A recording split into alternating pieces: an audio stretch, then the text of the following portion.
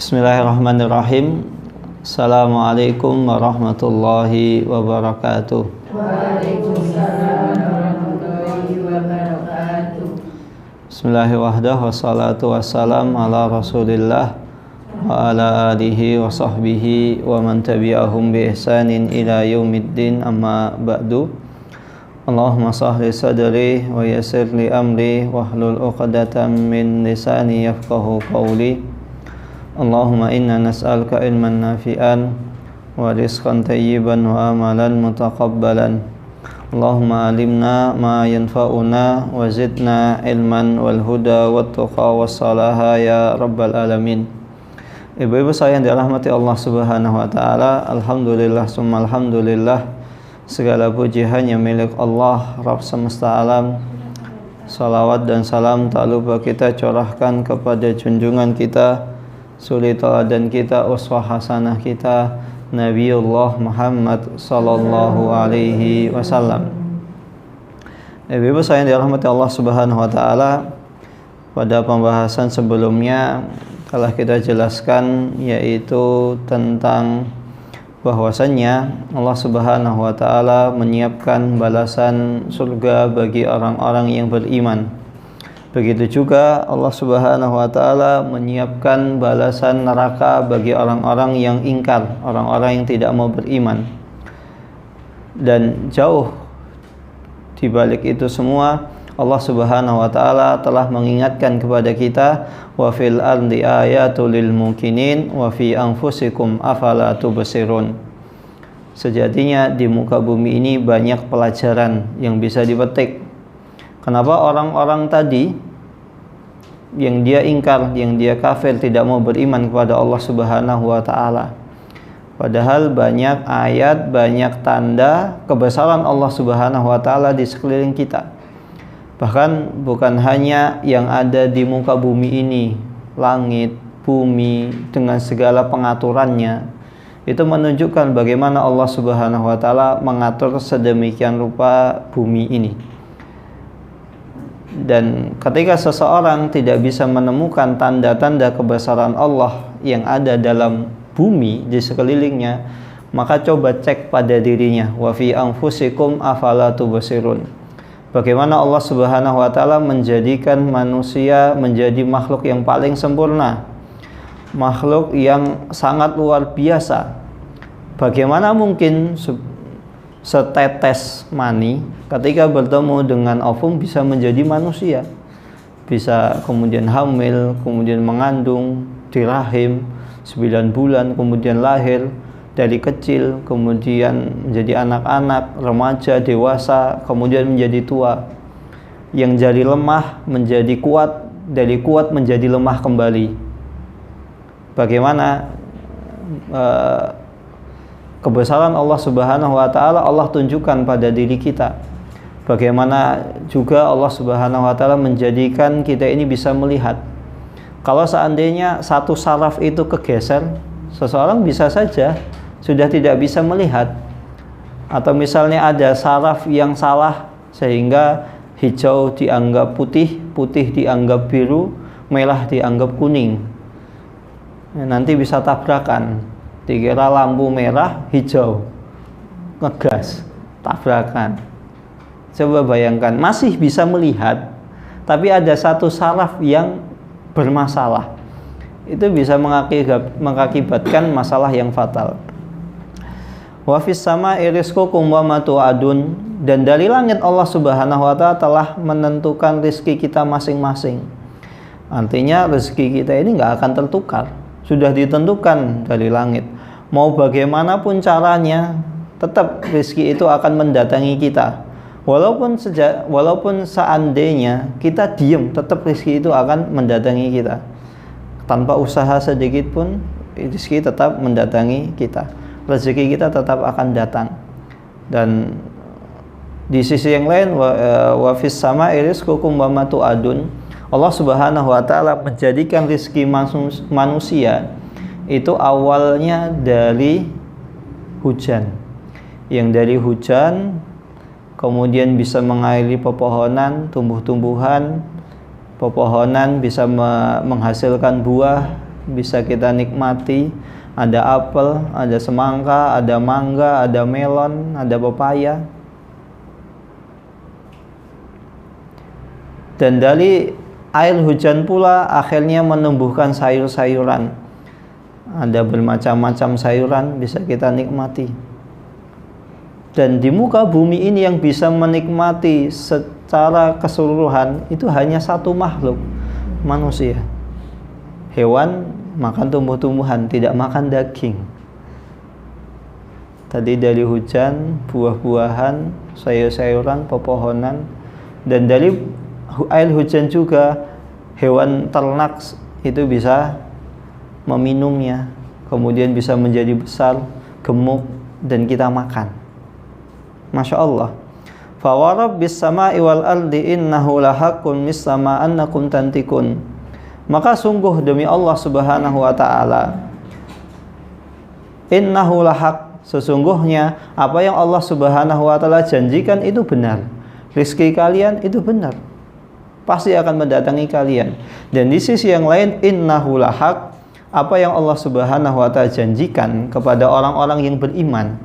Karena ayat sebelumnya ada tentang balasan bagi orang yang beriman. Begitu pula ayat sebelumnya balasan tentang orang-orang yang kafir. Itu benar, surga dan neraka itu nyata, surga dan neraka itu hak. Surga dan neraka itu bukan omong kosong, seperti orang-orang yang mengatakan surga itu hanya untuk selain bangsa Yahudi. Orang Yahudi berkeyakinan demikian. Ada juga yang mengatakan surga itu hanya omong kosongnya Muhammad. Mana mungkin surga ada. Bahkan ada di antara mereka yang menantang, kalau seandainya benar surga dan neraka itu ada, datangkanlah adab terlebih dahulu kepada kami. Innahu lahaqqun mislama annakum tantikun. Sebagaimana apa yang kalian ucapkan. Di sini Allah Subhanahu wa taala menggunakan apa yang kalian ucapkan. Karena kalau menggunakan apa yang kalian lihat, karena bisa jadi penglihatan manusia itu salah, tertutup bayangan, atau misalnya melihat tapi dari posisi yang jauh. Oh ya apa? Kita kira misalnya, oh itu laki-laki, ternyata perempuan. Bisa salah, karena melihat itu kita bisa salah dalam melihat. Tapi kalau seseorang mengucapkan, insya Allah semua orang itu sadar apa yang dia ucapkan. Kalau dia lihat, bisa orang salah lihat, bisa orang salah mengira. Tapi kalau ucapan, insya Allah semua orang itu sadar dengan apa yang dia ucapkan. Normalnya orang demikian, sadar apa yang dia ucapkan. Ngomong A, oh iya saya ngomong. Ngomong B, iya saya ngomong B. Maka surga dan neraka itu adalah sesuatu hal yang hak. Kemudian Allah Subhanahu wa taala masuk ke ayat ke-24 tentang kisah Nabi Ibrahim alaihissalam dan kedua tamunya. Hal ataka haditsu dhaifi Ibrahim al-mukramin. Dan ingatlah, sudahkah sampai berita kepadamu wahai Muhammad, cerita tentang tamunya Nabi Ibrahim alaihissalam yang mereka mulia. Iddakhalu alaihi faqalu salama. Dan ketika mereka bertemu, mereka mengucapkan salam. Qala salamun qaumun munkarun. Maka Ibrahim menjawab pula salam yang mereka ucapkan. Salamun qaumun munkarun. Selamat datang wahai orang-orang yang tidak kami kenal. Faragha ila ahlihi faja'a bi'ijlin samin. Maka Nabi Ibrahim alaihissalam mengendap-endap menyiapkan makanan untuk tamunya. Faqarrabahu ilaihim qala ala ta'kulun. Kemudian Nabi Ibrahim alaihissalam mendekatkan makanan tersebut dan mengatakan, apakah kalian tidak menyantapnya? Fa'ujasa minhum khifah qalu la takhaf wa basyaruhu bi ghulamin alim. Maka ketika itu Nabi Ibrahim ketika menghidangkan makanan, kedua tamunya itu seakan-akan menolak. Maka Nabi Ibrahim sedikit ada kekhawatiran. Qalu la takhaf, maka tamunya mengatakan jangan khawatir, jangan takut. Fabasyaruhu bi ghulamin alim. Maka kedua tamu tersebut mengabarkan bahwasanya kelak istri Nabi Ibrahim akan mengandung seorang anak. Fa aqbalat imra'atuhu fi sallatin fasaqqat wajhaha wa qalat ajuzun akim.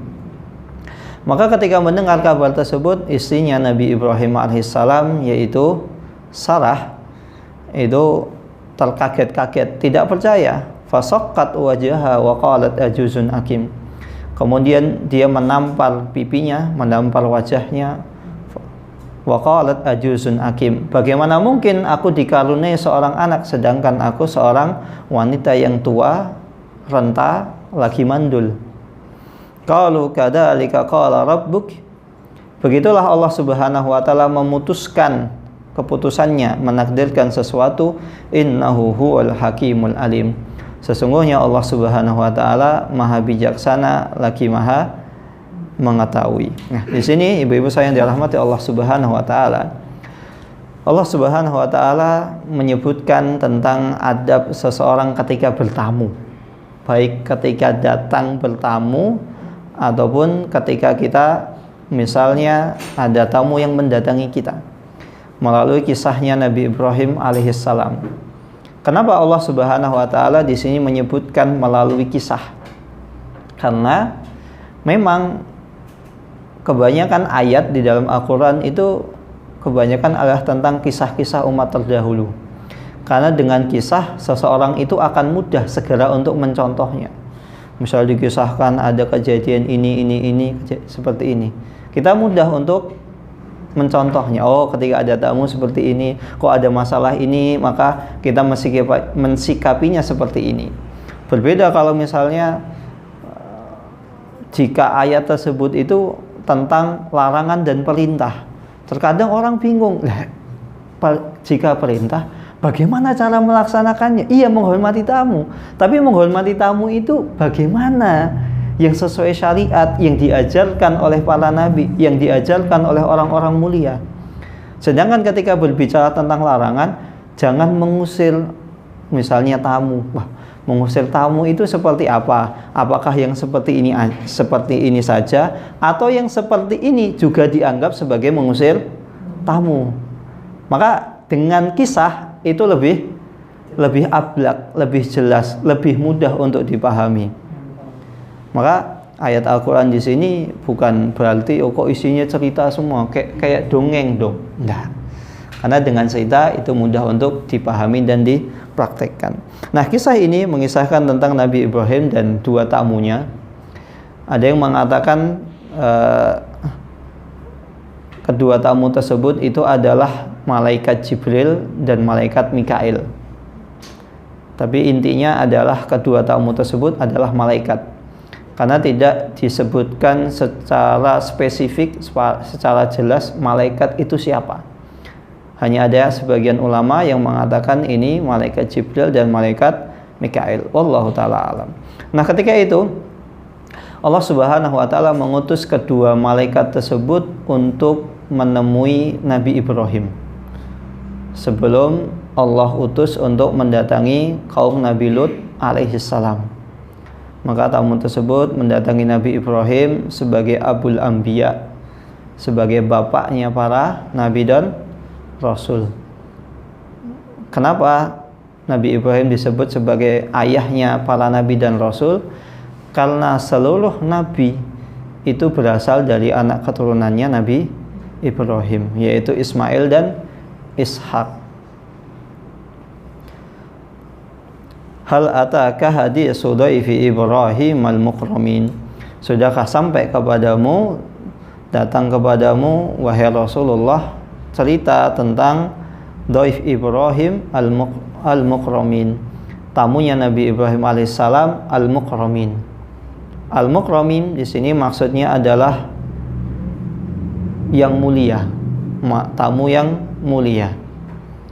Tamu yang mulia, pendapat yang pertama mengatakan karena memang tamu ini adalah malaikat. Tentu malaikat itu makhluk yang mulia. Namun ternyata makna di sini lebih jauh dibanding itu.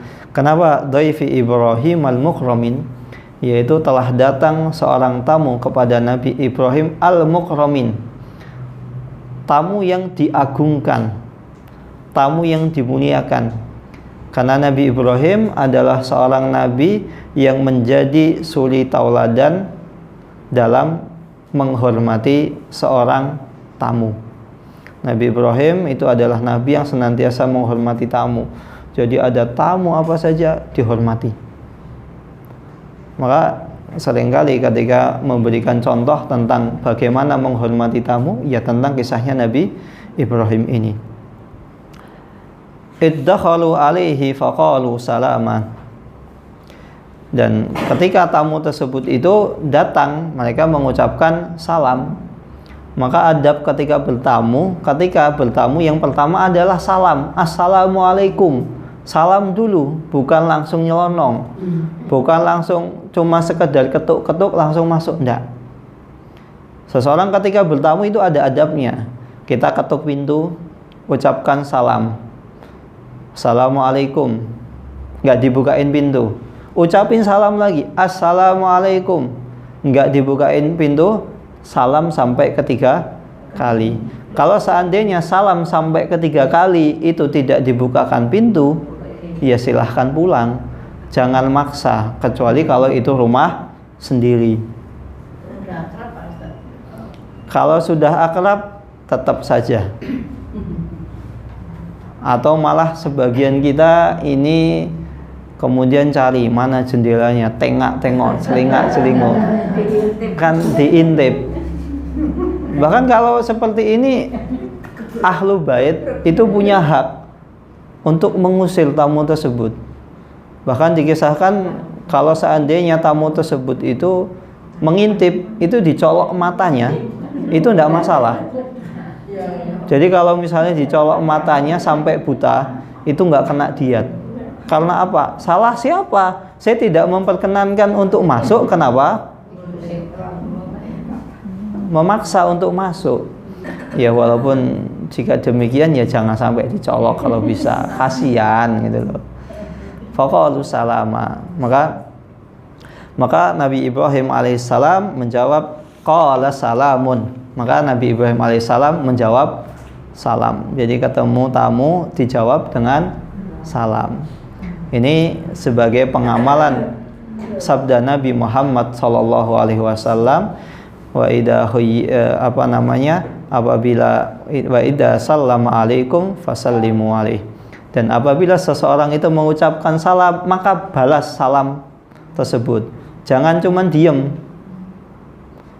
Bahkan Allah Subhanahu wa taala berfirman, wa idza huyyitum bi tahiyyatin fahayyu bi ahsana minha aw rudduha. Kalau seandainya dia mengucapkan salam, maka jawablah salam tersebut. Atau engkau jawab salam dengan yang lebih baik. Nah, di sini Nabi Ibrahim mencontohkan qala salamun. Salamun di sini artinya adalah ketika orang tamu tersebut datang dengan baik-baik, maka Nabi Ibrahim alaihissalam menyambutnya dengan sambutan yang hangat. Misalnya kalau tamunya senyum, kita menyambutnya lebih dari itu. Karena salaman di sini intinya di sini Bu. Di sini kan ada fathah. Kenapa kok di sini faqalu salaman? Di sini qala salamun. Satunya man, satunya mun. Intinya begini Bu. Kalau dijelasin tentang kaidah bahasa Arab nanti panjang. Jadi intinya man dengan rafa itu lebih umum. Lebih umum itu artinya ketika suatu kalimat itu lebih umum, itu mencakup segala sesuatu.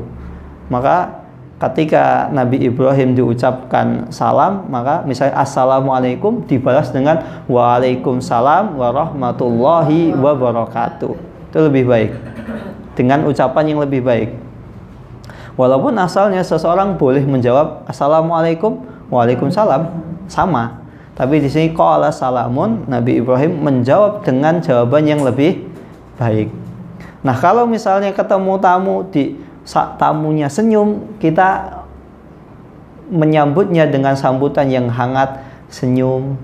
Kemudian mungkin yang lebih baik entah itu apa, kita senyumin, kemudian kita langsung tawari makanan atau apa, atau sediakan apa. Kalau di kita senyum, assalamualaikum, monggo, silahkan, dipersilahkan duduk. Nah itu lebih baik, bukan cuman assalamualaikum, waalaikumsalam, sudah salamnya cuek, enggak, atau malah misalnya kamu mau ngapain kesini. Nah, jadi ketika menyambut tamu demikian, dengan sambutan yang lebih baik, adabnya demikian. Bukan malah kita dengan jawaban yang kurang mengenakan. Atau misalnya assalamualaikum, orang yang salam sudah senyum, terus kemudian kita waalaikumsalam, nggak ngelihat. Atau misalnya kita lihat ke wajahnya, kita tatap wajahnya, tapi dengan cemburu, waalaikumsalam, arep apa kowe? Nah kalau misalnya tidak suka, ya tetap sebisa mungkin kita senyum, Bu. Sesama, karena paling enggak sama. Walaupun kita tidak suka, silahkan mau apa? Saya mau cari utangan, oh mohon maaf aku tak. Nah, baru kita persilahkan dulu, baru. Nah, kemudian qala salamun qaumun munkarun. Coba bayangkan, qala salamun qaumun munkarun. Padahal Nabi Ibrahim itu sudah menyambut dengan sambutan yang hangat, kemudian menjawab salam tersebut dengan wajah yang berseri-seri. Dan Nabi Ibrahim alaihissalam di sini melembutkan kata, qala salamun qaumun munkarun. Selamat datang, waalaikumsalam, wahai saudaraku yang tidak aku kenal. Coba bayangkan, orang yang tidak dikenal saja itu bisa lembut, apalagi orang yang kita kenal, itu saudara kita, itu misalnya kerabat kita, atau itu orang tua kita. Maka seharusnya kita menyambutnya dengan sambutan yang lebih hangat. Qala salamun qaumun munkarun. Pada di sini Nabi Ibrahim alaihissalam tidak kenal siapa. Kalau kita kan nggak kenal, ada apa ya Pak ya? Mau ini ya? Kadang mohon maaf ya, sebagian kita ini kadang sudah seudon duluan. Misalnya ada orang pakai peci, kemudian pakai baju koko, bawa map. Mohon maaf Mas, mau minta sumbangan, padahal belum tentu minta sumbangan. Ya walaupun biasanya demikian, tapi ya jangan kita seudon terlebih dahulu. Nah, ini kepada orang yang tidak dikenal kita dianjurkan untuk bersikap manis. Dan di sisi yang lain juga ini mengajarkan kepada kita hendaklah kita memperkenalkan diri kita. Kalau seandainya kita datang kepada orang yang baru, kira-kira orang tersebut itu tidak kenal dengan kita, maka atau misalnya kita menyambutnya dengan ramah, ada apa? Ada yang bisa saya bantu? Intinya dengan ramah. Kemudian Allah Subhanahu wa taala melanjutkan, faragha ila ahlihi faja'a bi ijlin samin.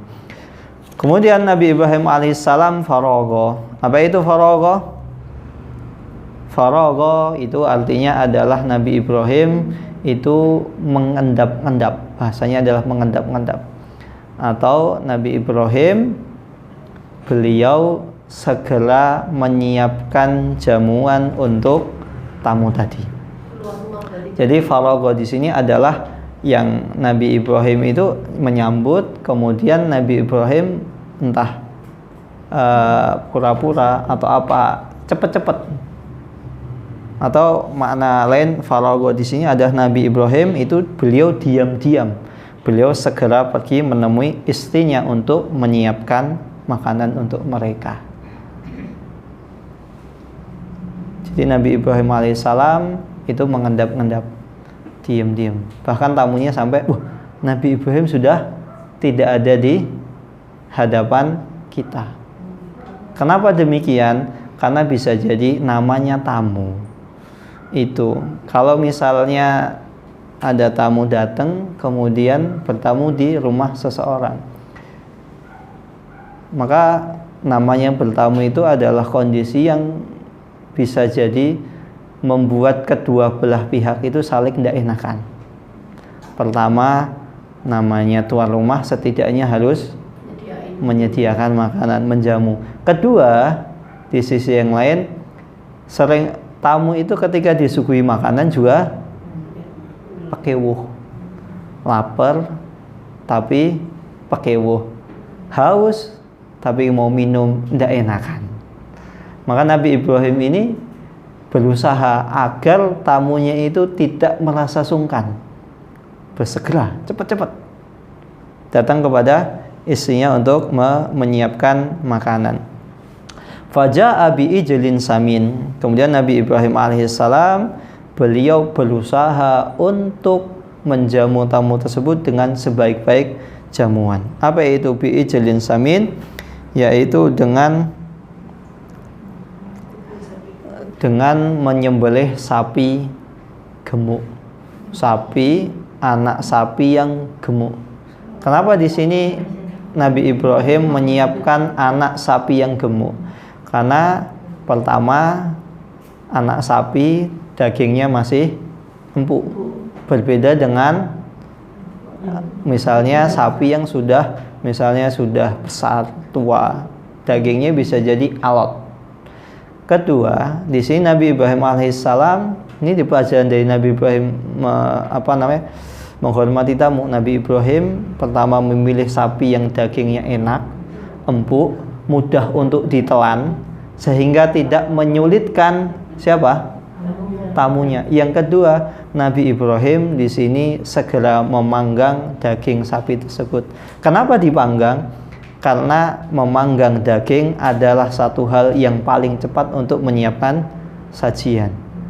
Berbeda misalnya tongseng, gulai, tengkleng, di sate, di rawon dan lain sebagainya, bumbunya banyak dan bisa saja membuat seseorang itu tamunya malah sungkan.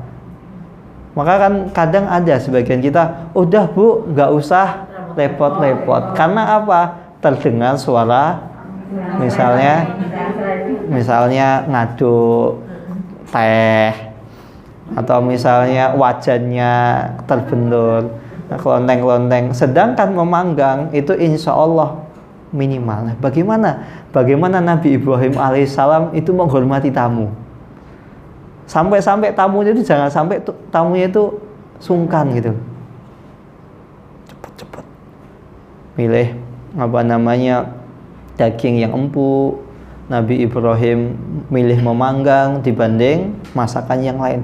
Dan di sisi yang lain, faja'a bi'ijlin samin. Faja'a di sini Nabi Ibrahim itu yang menghidangkan langsung makanan tersebut kepada tamunya. Bagaimana coba Nabi Ibrahim menghormati seorang tamu? Tuan rumahnya langsung datang membawa sajian, nampan. Ya walaupun mohon maaf mungkin kita punya pembantu, punya apa, bisa kita memerintahkan. Tapi tentu beda efek yang didapatkan seorang tamu. Ini tuan rumahnya datang langsung membawa makanan. Dan praktek seperti ini sampai detik ini masih dipraktekkan di mana? Di Arab. Tanah Arab itu masih mempraktekkan praktek bertamu seperti ini. Bahkan saya pernah bertamu ke salah satu dosen saya dulu, dosen faraid. Malam-malam beliau sudah menyiapkan makanan. Satu rumah itu makanan semua isinya. Sampai kita ini geleng-geleng makanan. Mana yang kita makan gitu. Beliau mempersiapkan. Bahkan kadang orang Arab itu mengajarkan anaknya sejak kecil untuk menghormati tamu. Kalau perlu punya anak misalnya berapa, dipanggil semua. Anaknya suruh menuangkan minuman. Tuangkan minuman untuk tamu kita. Padahal itu dosen saya, beliau asisten profesor, sebentar lagi profesor, Allah yahfadzuh. Beliau menyambut sendiri langsung. Tapi ketika itu anaknya nggak disuruh karena saya tahu anaknya perempuan. Kalau anak laki-laki pasti disuruh. Di Arab tuh seperti itu. Kalau anak laki-laki disuruh tamu sambut. Anaknya suruh menuangkan. Faja'a bi'ijlin samin. Nabi Ibrahim alaihissalam dia sendiri yang menyambut tamu tersebut, menghidangkan makanan, membawakan nampan kepada tamunya. Dan faja'a bi'ijlin samin faqarrabahu ilaihim. Dan bukan hanya itu saja, Nabi Ibrahim langsung misalnya kalau minuman dituangkan di hadapan tamu tersebut. Kalau misalnya makanan, langsung makanannya dihidangkan di hadapannya. Beda. Kalau kita kan terkadang kita misalnya duduknya di sebelah kanan, makanannya di pojok. Silahkan dimakan makanannya. Kan kadang menimbulkan rasa sungkan. Oh iya, karena jauh. Nabi Ibrahim ini langsung mendatangkan makanan di hadapan tamu tadi. Didekatkan. Faqarrabahu ilaihim. Nabi Ibrahim langsung mendekatkan makanan tersebut. Dan ini orang Arab sampai detik ini masih seperti itu. Jadi orang Arab tuh biasanya ketika makan misalnya dagingnya dipotong-potong sama beliau, dilemparkan ke kita. Jadi dagingnya itu dilemparkan, satu paha kambing dilemparkan di hadapan kita. Dan itu memang adatnya di sana seperti itu. Jadi daging itu dipotong-potong kemudian dilemparkan di hadapan kita. Sampai waktu itu saya makan, Ustadz Mu'tasim, ada 3 atau 4 orang itu satu kambing. Satu kambing. Ya Syekh, kita sudah penuh. Enggak. Pokoknya antum nggak boleh pulang dari rumah ini sebelum makanannya habis. Kita bingung ini. Sedangkan waktu itu cuman nggak sengaja mampir gitu. Itu Masya Allah luar biasa. Dan Nabi ini ketika kita perhatikan, beliau ingin mencontoh bagaimana Nabi Ibrahim alaihissalam menyambut tamunya. Dan faja'a bi'ijlin samin, tuan rumahnya, maksudnya bi'ijlin samin, bukan hanya didekatkan. Tuan rumahnya itu makannya cuma sedikit, sisanya diberikan kepada tamunya. Semua silahkan makan. Nah, kalau orang Arab seperti itu, Bu. Jadi kalau orang Arab, kalau kita kan dibungkus, di Arab seperti itu.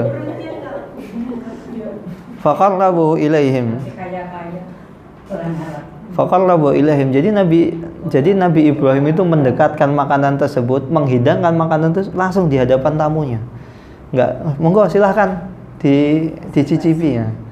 Nah, kadang kan ya kita kalau sama-sama orang Jawa, ini serius apa basa-basi, tapi kok serius kok jauh gitu. Ya walaupun itu baik gitu. Ini baik.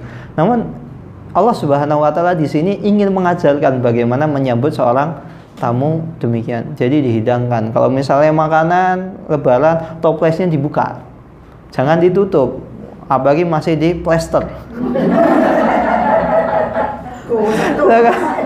Apalagi masih di plester kan. Lah kita mau bagaimana? Sudah dipersilahkan dilihat, itu plesternya masih ada.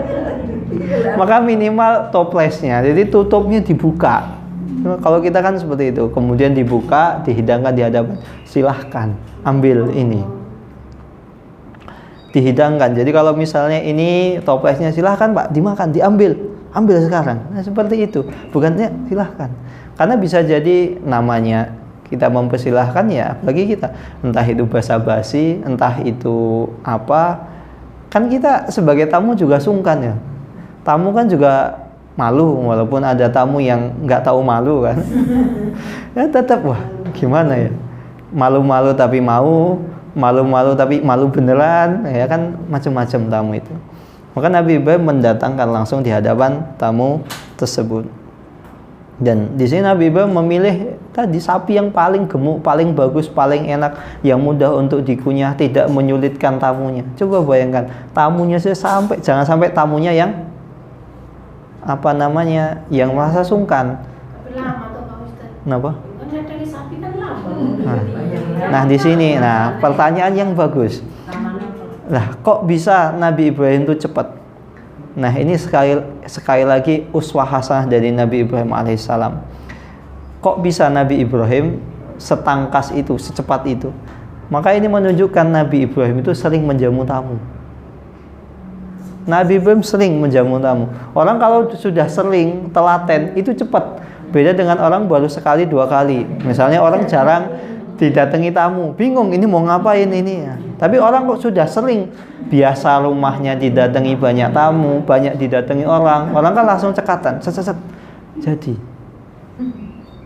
ini menunjukkan Nabi Ibrahim itu sering menghidangkan makanan untuk tamu. Dan tamunya di sini adalah tamu yang tidak dikenal. Bagaimana kalau tamunya dikenal? Teman dekatnya, sohibnya, pasti dengan jamuan yang lebih hebat lagi. Terus di sisi yang lain, kok sempet-sempetnya sapi? Ini sekali lagi tauladan dari Nabi Ibrahim, bahwasanya Nabi Ibrahim itu senantiasa menyiapkan hewan-hewan atau hidangan yang siap untuk dihidangkan kepada tamunya. Ya, kalau kita kan seperti itu, wah saya pengen mencontoh Nabi Ibrahim, cekatan, cepet, langsung buka kulkas, ada telur diceplok. Iya kan? Ya benar kan? Kalau kita kan seperti itu, buka kulkas, pecah telur, ceplok, selesai. Dan di sini Nabi Ibrahim, ini coba kita perhatikan lagi. Nabi Ibrahim menghidangkan makanan. Makanan itu makanan besar gitu. Tentu ketika seseorang itu menghidangkan makanan besar, tentu makanan kecil tidak terlewat, tidak lupa. Maka Masya Allah, luar biasa Nabi Ibrahim menyambut seorang tamu. Kemudian ketika Nabi Ibrahim telah mendekatkan makanan tersebut, menghidangkan makanan tersebut, mempersilahkan tamunya untuk menikmati makanan tersebut, ternyata tamunya itu tidak kunjung makan. Fa'aujasa minhum khifah qalu la takhaf. Maka Nabi Ibrahim alaihissalam muncul pada benak dalam pikiran Nabi Ibrahim, kenapa tamu saya kok nggak makan? Fa'aujasa minhum khifah, takut jangan-jangan tamu saya ini nggak suka. Nah kan sudah dihidangkan, jangan-jangan tamunya nggak suka. Aduh, kalau nggak suka saya harus menyiapkan jamuan yang lain. Atau jangan-jangan tamu saya ini kenapa kok nggak dimakan, padahal sudah saya persilahkan. Qalu la takhaf fabasyaruhu bigulamin alim. Dan tamunya di sini mengatakan, tenang Nabi Ibrahim, qalu la takhaf, jangan takut. Kami bukan berarti tidak selera dengan makananmu, bukan berarti makanan kami takut apa yang kau hidangkan atau lain sebagainya. Enggak. Qalu la takhaf wa basyaruhu bigulamin alim. Maka seketika itu dua tamu tersebut itu mengabarkan bahwasanya kelak Nabi Ibrahim akan dikaruniai seorang anak yang alim. Apa itu alim? Cerdas, pintar. Nah, di sini Nabi Ibrahim ketika mempersilahkan tamunya, qala ala ta'kulun. Di sini faqarrabahum ilaihim qala ala ta'kulun. Nabi Ibrahim mendekatkan, qala ala ta'kulun, kenapa engkau tidak memakannya? Qala ala ta'kulun, apakah kalian tidak memakan hidangan yang saya hidangkan? Ini bahasanya lembut sekali. Beda dengan seseorang bertanya, makan. Nah, makanannya dimakan. Kalau kadang gini gitu, makanannya dimakan, makan. Nih, qala ala ta'kulun, mengapa kalian tidak memakannya? Ini lebih lembut dibanding silahkan dimakan. Kenapa kalian tidak memakannya? Ini lembut sekali, Masya Allah. Nabi Ibrahim begitu luar biasa yang menyambut seorang tamu.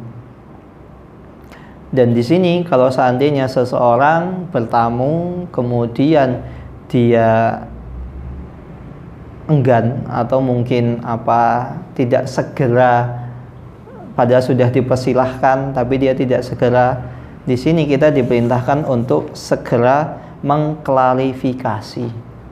Jangan sampai membuat sang tuan rumah itu kecewa. Maka di sini qalu la takhaf. Tenang wahai Ibrahim, jangan khawatir, jangan takut. Apalagi di dalam ayat yang lain, Nabi Ibrahim itu melihat makanannya tidak disentuh sama sekali oleh tamu tersebut. Kemudian sang tamu mengatakan fabasyaruhu bigulamin alim. Maka Nabi Ibrahim paham bahwasanya tamunya tersebut adalah seorang malaikat. Oh, malaikat, ya jelas nggak makan. Begitu juga kalau seandainya kita sudah dihidangkan, silahkan dimakan. Ayo, kenapa nggak dimakan? Mohon maaf, saya sudah kekenyangan. Saya lagi puasa, misalnya puasa bayar utang, qadha, atau kalau misalnya puasa sunnah, ya lebih baik kita makan untuk menyenangkan tamu. Selama itu puasa sunnah boleh kita membatalkan jika ada alasan yang dibenarkan. Tapi kalau misalnya puasanya adalah puasa wajib, puasa qadha, ganti, maka kita jelaskan, mohon maaf Pak, Bu, saya lagi nyaur utang puasa. Atau misalnya mohon maaf, saya tadi kekenyangan gitu. Nah, kadang seperti itu, ya dicicipi sedikit, ya kita ambil walaupun 1-2. Agar apa? Agar tuan rumah itu tidak kecewa. Atau misalnya mohon maaf, kebetulan dihidangkan misalnya daging kambing, mohon maaf Pak, saya ini vegetarian. Nah, sehingga apa? Sehingga tuan rumahnya itu tidak kecewa. Ketika seseorang vegetarian sejati itu kan nggak makan daging sama sekali. Atau misalnya mohon maaf Pak, qadarullah, misalnya tensi darah saya lagi tinggi, nggak boleh makan kambing, nggak boleh makan ini, ada Pak pantangan Pak. Nah, sehingga tuan rumah itu akan, oh iya, bisa memaklumi, sehingga tidak ada kesalahpahaman di antara kedua orang tersebut. Fa'u jasamit. Qalu la takhaf wa basyaruhu bigulamin alim. Dan di sini Allah Subhanahu wa taala menggunakan wa basyaruhu bigulamin alim. Nabi Ibrahim, malaikat itu mengabarkan babasyaruhu bigulamin alim, mengabarkan bahwasanya Nabi Ibrahim akan dikaruniai seorang anak yang alim. Apa itu alim? Alim itu bukan hanya cerdas, berilmu. Maka di sini menunjukkan bahwasannya tingginya kedudukan seseorang yang berilmu. Pak, selamat Pak, anaknya ganteng. Ganteng itu baik. Pak, selamat Pak, anaknya cantik. Pak, selamat Pak, anaknya misalnya putih dan lain sebagainya, dengan sifat-sifat yang lain, itu baik. Tapi lebih mulia lagi, Masya Allah, Bapak misalnya seorang dokter kandungan, atau bidan, selamat Bapak dikaruniai seorang anak laki-laki yang cerdas. Ya, kita memuji Bu, mendoakan. Pertama itu doa, kedua ini adab seperti itu. Walaupun di sini tentu ya malaikat dapat wahyu dari Allah, tahu.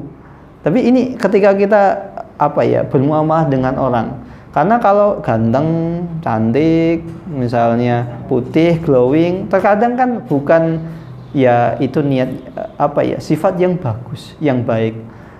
Namun betapa banyak orang yang ganteng, cantik, tapi orang tuanya juga tidak begitu menyukai. Kamu ganteng, cantik, tapi ngeyelan. Tapi kalau Masya Allah anaknya cerdas, pinter, ini ada indikasi anaknya adalah anak yang baik. Atau Masya Allah Pak, ini anaknya cerdas, soleh Pak. Nah, seperti itu, lembut sekali. Ini pertama, bagaimana kita mendoakan anak tersebut. Yang kedua adalah bagaimana kita membesarkan misalnya orang tua dari bayi tersebut. Babasyaruhu bigulamin alim fa'aqbalat imra'atun fi sallatin fasaqqat wajhaha wa qalat ajuzun akim. Maka seketika itu istrinya Nabi Ibrahim alaihissalam, yaitu Sarah, fa'aqbalat imra'atu fi sallatin fasaqqat wajhaha. istrinya Nabi Ibrahim alaihissalam itu serta-merta langsung teriak, kaget.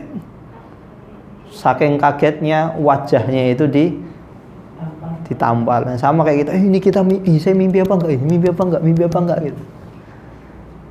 Nah, ini sekali lagi menunjukkan bahwasannya perempuan itu lebih ekspresif dibanding laki-laki ketika mendapatkan sebuah kabar, sebuah kejutan. Di sini Nabi Ibrahim alaihissalam itu biasa, alhamdulillah, seneng, tapi istrinya kaget, sampai berteriak dan memukul wajahnya. Fasaqqat wajhaha wa qalat ajuzun akim. Nah, di sini ibu-ibu, ini ada adab bagaimana seseorang menyampaikan sebuah kabar gembira. Tentu dikaruniai seorang anak adalah kabar yang paling menggembirakan bagi seorang orang tua, paling senang, apalagi setelah sekian lama menunggu. Dikisahkan Sarah ini sampai usianya sekitar 90 tahun. Ada yang mengatakan 99, ini 90-an tahun. Maka malaikat ini tahu, datang, berkunjung, bertamu kepada Nabi Ibrahim, ingin mengabarkan Nabi Ibrahim akan diberi seorang anak. Maka ada step-stepnya, nggak langsung datang, assalamualaikum, selamat Pak, Bapak sebentar lagi dapat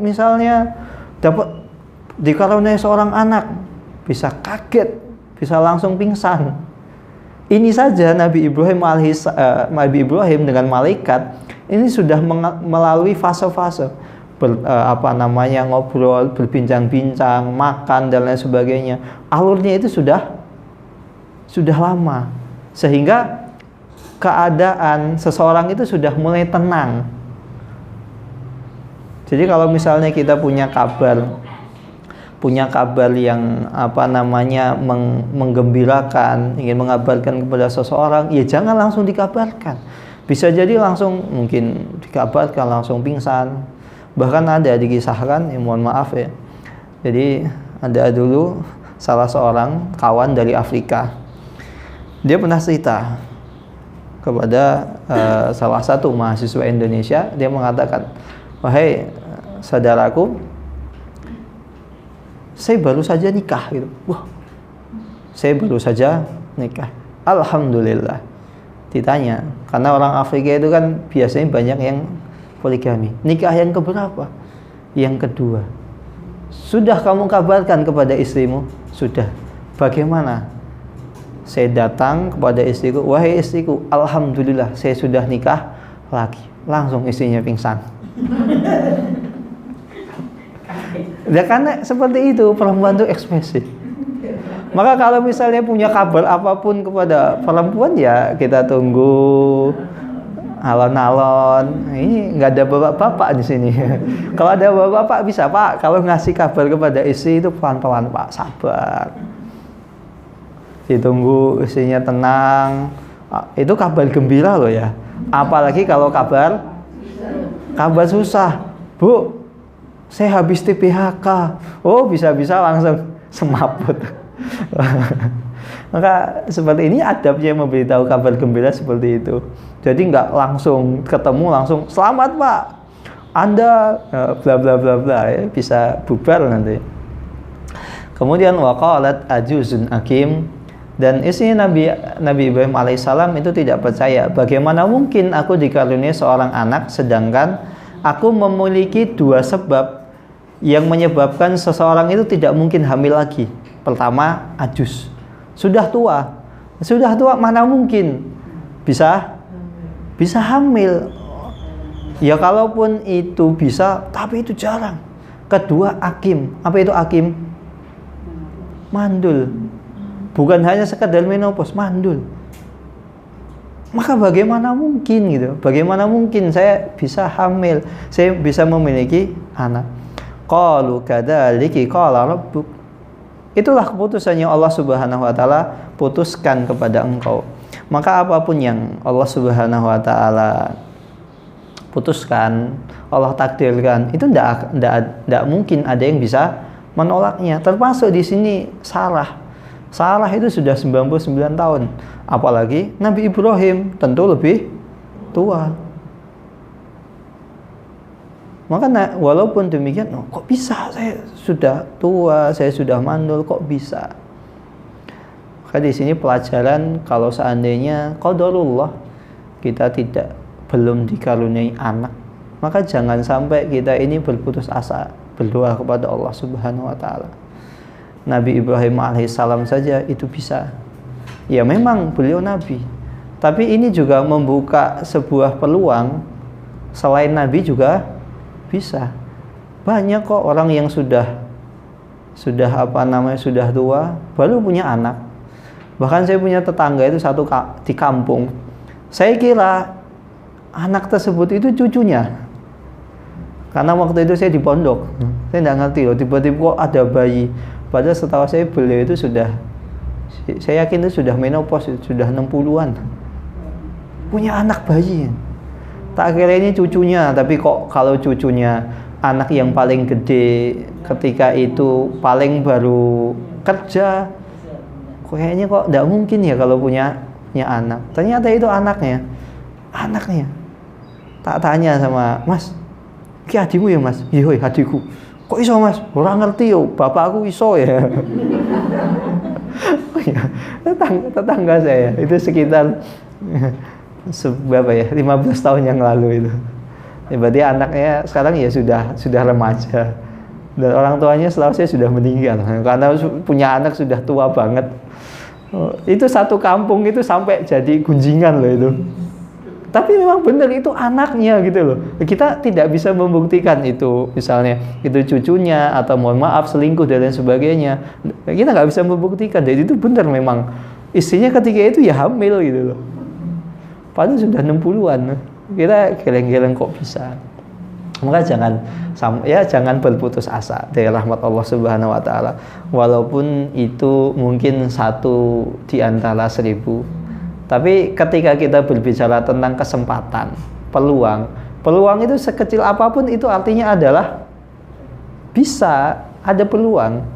Dan bisa jadi orang itu ya dari 100% ada peluang 1%. Bisa jadi dia yang dapat, bisa jadi orang lain. Atau bisa jadi banyak yang bisa mendapatkan 1% peluang ini. Maka saya sering ketika misalnya ada orang tanya, Ustadz saya pengen kuliah di Madinah, saya nggak bisa bahasa Arab. Jangan putus asa, belajar bahasa Arab. Ustadz saya nggak bisa bahasa Arab, sudah belajar puyeng. Gimana saya daftar? Daftar aja dulu.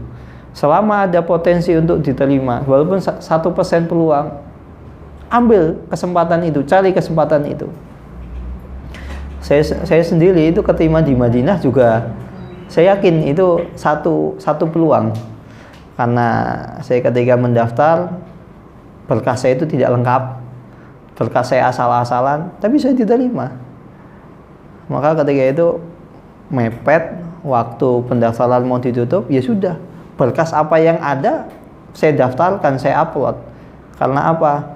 Siapa tahu saya dapat 1% peluang ini. Begitu juga dengan teman saya tidak bisa bahasa Arab, bahkan dia hanya bisa tahu ana, antum, assalamualaikum, waalaikumsalam, udah. Tapi keterima di Madinah, kuliah sampai sekarang masih kalau tidak salah sekarang sudah mahasiswa S2. Padahal dulu dari Madinah itu dari Mustawa 1. Kuliah itu harusnya 4 tahun, itu bisa sampai 8 atau berapa baru selesai S1. Karena memang tidak bisa sama sekali bahasa Arab. Nah saya tanya, kok antum bisa keterima di Madinah? Saya waktu tes muqabalah interview, syekhnya ngomong pakai bahasa Arab.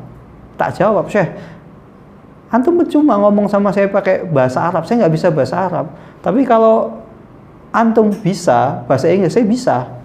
Nah kebetulan namanya orang niat, ada usaha, punya keinginan, ya dicoba. Dan Allah itu nggak menyia-nyiakan kesempatan seseorang. Orang Arab itu rata-rata atau kebanyakan mereka nggak bisa bahasa Inggris. Jarang yang bisa bahasa Inggris. Apalagi sekelas akademisi jalur agama. Sedikit. Syekh-syekh di Arab itu sedikit. Kecuali yang dulu kuliah di luar negeri. Ternyata alhamdulillah syekhnya ini bahasa Inggrisnya juga lancar. Ya sudah, akhirnya ngobrol. Kemudian selesai ngobrol, bahasa Inggrismu bagus ya. Namanya siapa? Ditulis ini, diingat, diterima. Artinya satu peluang itu gunakan. Jangan sampai satu peluang itu hilang dari hadapan kita. Kadzalika qala rabbuki innahu huwal hakimul alim, dan Allah Subhanahu wa taala adalah innahu huwal hakimul alim, bahwasanya Allah Subhanahu wa taala dialah yang maha bijaksana lagi maha mengetahui. Artinya Allah Subhanahu wa taala tahu, Allah Subhanahu wa taala mengetahui setiap keinginan hambanya, sehingga Nabi Ibrahim alaihissalam walaupun ketika usia beliau dan istrinya itu sudah di penghujung senja, tapi Allah Subhanahu wa taala tetap mengabulkan doa dan keinginan Nabi Ibrahim dan istrinya. Wallahu taala alam bisawab. Ini yang bisa saya sampaikan, kurang lebihnya saya mohon maaf. Assalamualaikum warahmatullahi wabarakatuh.